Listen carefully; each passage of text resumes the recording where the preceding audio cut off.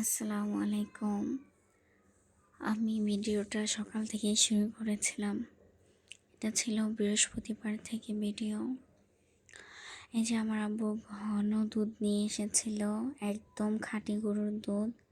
সেই দুধ আবার আমার ছেলেকে খাইয়ে দিচ্ছিলাম। দুপুরেই পরোটা ছিল, সকালেরও খায়নি, তাই ওকে খাইয়ে দিচ্ছিলাম।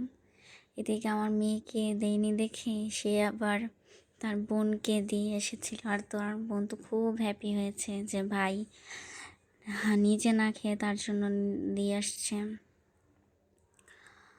মানে ওরা দুই ভাই বোন আলহামদুলিল্লাহ অনেক মিল, কিন্তু মাঝে মাঝে আবার খুব ঝগড়া করে। কিন্তু এছাড়া এমনি অনেক মিল আছে। আমি যদি একজনকে বকি তো আরেকজন রাগ করে। পরে আমাদের বাসায় আবার আমার মা পিঠা বানাচ্ছিল, তাই আমার ভাইয়ের শ্বশুরবাড়ি থেকে মানুষদের আসতে বলেছিল। আমরা সবাই রাত্রে পিঠা খেয়েছিলাম। এটা শুক্রবার দুপুরের দিকে আমার ছেলে মসজিদে যাবে নামাজ পড়তে, তাই ও রেডি হয়ে বসেছিল। এইদিকে আমার আব্বু আবার ছানা নিয়ে আসছিল। এগুলো একদম খাঁটি গরুর ছানা, যেগুলো ন্যাচারালভাবে হয়েছিল।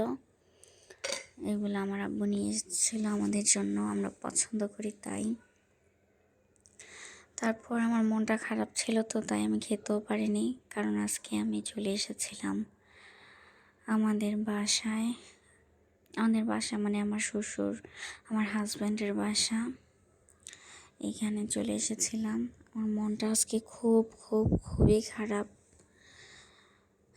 এত সময় হয়ে গেছে বিয়ের, এত আসা যাওয়া করি, এরপরেও কেন জানি বাবার বাসা থেকে আসার সময় আমার মন এত খারাপ থাকে যা বলার বাহিরে। পরে বাসায় আসলাম। বাসায় এসেই শুরু হয়ে গেল জীবন যুদ্ধ। মানে কি, এই যে বাসায় এসে বোরকাটা খুলে আর একটা মিনিট আমি রেস্ট নিইনি। সব ফার্নিচার দিকে ধুলা দিয়ে ভরে গিয়েছিল, সব ধুলা হয়েছিল। তারপর সব সুন্দর করে ধীরে ধীরে মোছামুছি করলাম। ঘর নোংরা থাকলে আমার একদম ভালো লাগে না, আমারও মাথা ঘোরাতে থাকে।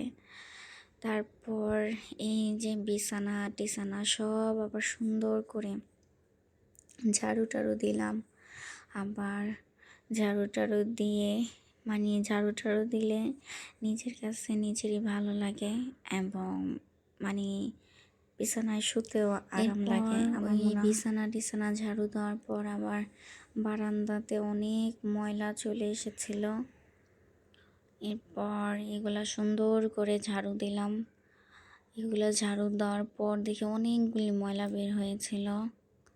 এই যে দেখুন, শুধু বালি, 1 সপ্তাহের জন্য গিয়েছিলাম, এর মধ্যে এত বালি।